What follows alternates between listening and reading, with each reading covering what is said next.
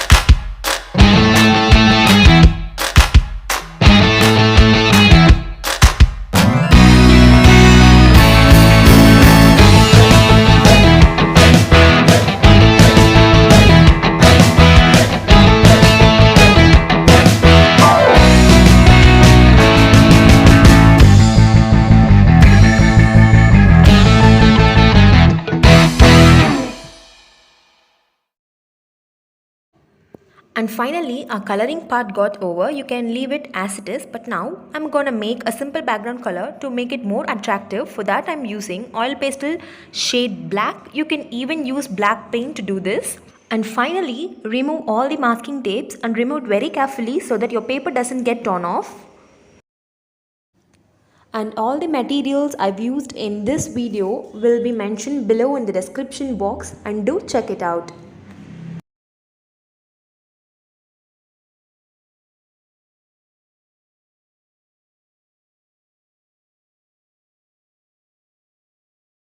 And yes guys, we have completed our coloring. I hope this video is useful for beginners, and if you like this video, then don't forget to subscribe and share with your friends and family members. And thanks for watching this video.